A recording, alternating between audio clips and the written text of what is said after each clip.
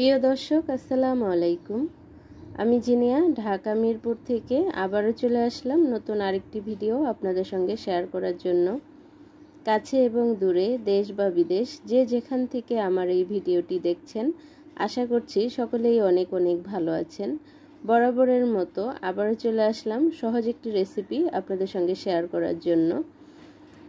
রেসিপিটি ভালো লাগলে একটি শেয়ার করে দেওয়ার অনুরোধ রইল। আজকে আমি লিচুর পুডিং আপনাদের সঙ্গে শেয়ার করছি। আর এই গরমে এরকম ঠান্ডা ঠান্ডা ডেজার্ট রেসিপি অসাধারণ হয় খেতে। তো চলুন কথা না বাড়িয়ে মূল রেসিপিটা দেখে নেই।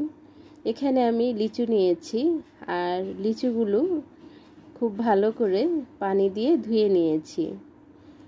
এখন এগুলোকে আমি ছিলে নিব। খোসাটাকে ছাড়িয়ে ফিরে আসছি। এই যে সবগুলো লিচুর খোসাই খুব সুন্দরভাবে ছাড়িয়ে নিয়েছি। আর এখন এই লিচুর বিচি থেকে লিচুর শাঁসটাকে আলাদা করে নিব। এই যে শাঁসগুলোকেও আমি আলাদা করে এরকম ছিঁড়ে ছিঁড়ে নিয়েছি। এখন এটাকে একটি ব্লেন্ডারের জারে দিয়ে আমি ব্লেন্ড করে নিচ্ছি। আর এটা যদি কেউ ব্লেন্ড করে না নেন, সেক্ষেত্রে একটু কষলে নিলেও হবে, কিন্তু ব্লেন্ড করে নিলে এটার সবটুকু রস খুব সুন্দরভাবে বের হয়ে আসে। এর জন্য ব্লেন্ড করে নিলে সবচেয়ে সুন্দর হয়। তো আমি এখানে 1 গ্লাস পরিমাণে পানি দিব, খাবার পানি। তো 1 গ্লাস পানি দিয়ে এটাকে খুব সুন্দর করে ব্লেন্ড করে নিব। একদম মিহিস করব না, কিছুক্ষণ 30 থেকে 40 সেকেন্ড ব্লেন্ড করে নিলেই এটার রসগুলো বের হয়ে যাবে। আর এই যে আমি 40 থেকে 30 সেকেন্ডের মতো এটাকে ব্লেন্ড করে নেওয়ার পর এটা এই অবস্থা। এখন একটি ছাঁকনিতে ঢেলে দিচ্ছি, আর অবশ্যই এটা ছেঁকে নিতে হবে। আর খুব ভালো করে আমি এটা রসটাকে বের করে নিব এই চামচটা দিয়ে নেড়ে চেড়ে। আর এই যে দেখেন কত সুন্দরভাবে রসটাও বের হয়ে গেছে। আর এখন এই শাঁসগুলোকে ফেলে দিব।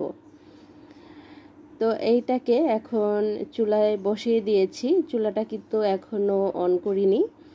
এখন দিয়ে দিব হচ্ছে আগার আগার পাউডার। এখানে আমি চা চামচ দিয়ে 1 চামচ উঁচু করে আগার আগার পাউডারটা ব্যবহার করছি।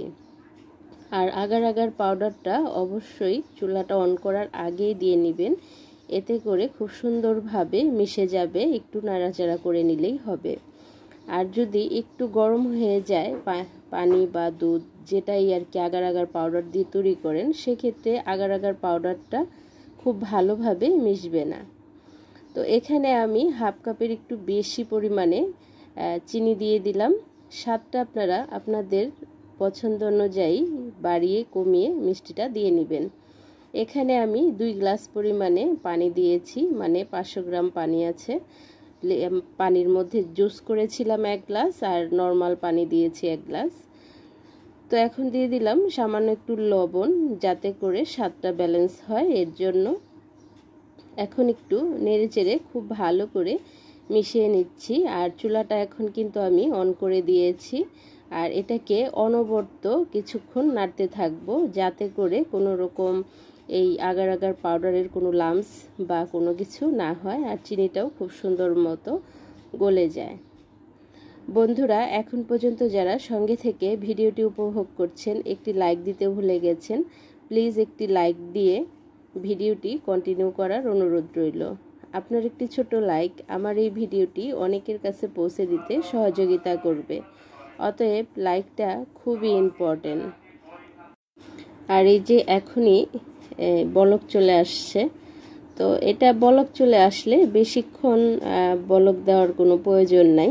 এটা 2-3 বার যখন খুব সুন্দরভাবে ফুটে উঠবে, তখনই এটাকে নামিয়ে নিলেই হবে, বা চুলাটা বন্ধ করে দিলেই হবে।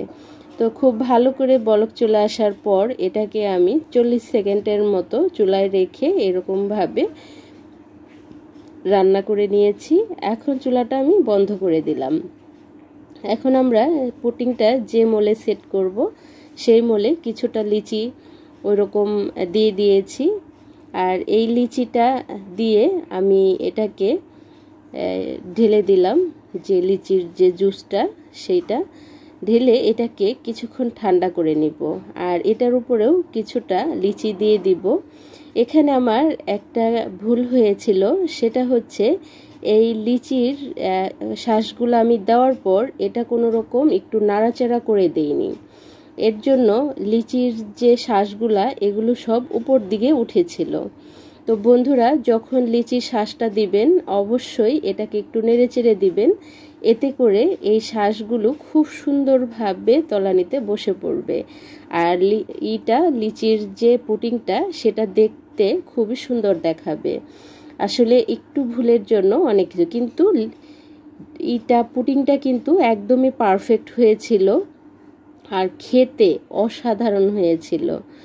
আসলে এইরকমভাবে লিচির পুডিংটা আমরা তৈরি করে যদি বাচ্চাদের লিচির ড্রিঙ্কটা বাসায় তৈরি করে দেই তাহলে কিন্তু মন্দ হয় না। এখন যেহেতু আমরা বেশিরভাগ সময়ই খবরে দেখি লিচি ড্রিঙ্কে অনেক ধরনের কেমিক্যাল পাওয়া যাচ্ছে, অতএব বাহির থেকে বাচ্চাদের লিচি ড্রিঙ্ক না কিনে যদি আমরা ঘরেই এইরকম লিচিটা সংরক্ষণ করে ডিপ ফ্রিজে আমরা কিন্তু বাচ্চাদের যখন বায়না ধরে খেতে চায় তখন কিন্তু ঘরেই এই ড্রিঙ্কটা বা এই ধরনের ডেজার্ট পুডিংগুলা আমরা তৈরি করে দিতে পারি।